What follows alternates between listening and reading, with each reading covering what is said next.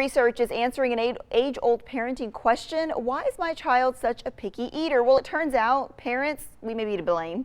The researchers followed a group of about 300 children and their parents for 5 years. They found the more demanding and restrictive a parent was, the pickier the child became. They say those parents are creating negative experiences around food. Researchers suggest parents not insist on kids cleaning their plates and avoid using food as bribes. Instead, give kids some control by giving them options and continue to introduce new foods often without pressuring them to eat it. Well, this study brings us to today's parenting, navigating the journey together. Kids don't come with rule books, and getting them to eat, whether you bribe them or send them to bed hungry or even keep offering that one food night after night, it can be exhausting. One Acadiana mother shares her struggle with a picky eater and how she was finally able to help her child overcome it. Olivia Laborde says she was doing everything wrong when it came to feeding her son Max. You don't always know what you're doing. Like parenting is hard and there's no rule book for it. So you don't necessarily know what the best thing to do is. And so finding someone who can give you those tools is so important and so helpful.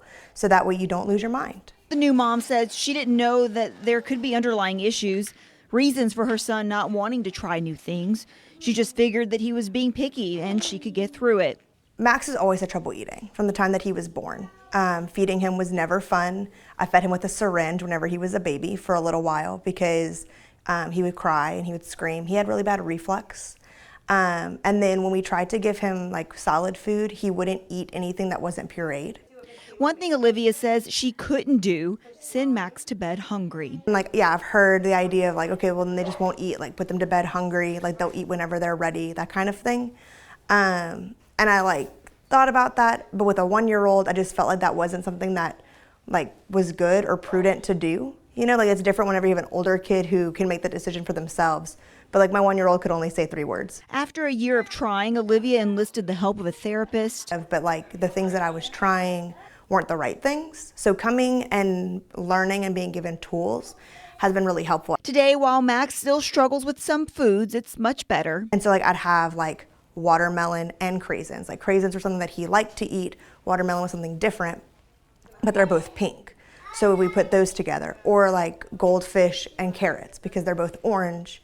And he's comfortable with goldfish, but carrots was a little bit out of bounds. And so at first, he wouldn't eat the thing that was uncomfortable, but just it being there and being presented to him was something that was important because the exposure is important, is what we were taught. And so over time, he became more interested in touching the watermelon or touching the carrots, and then eventually would begin to eat those things. Olivia says her advice for other parents struggling with a picky eater: don't give up and reach out because the help is there.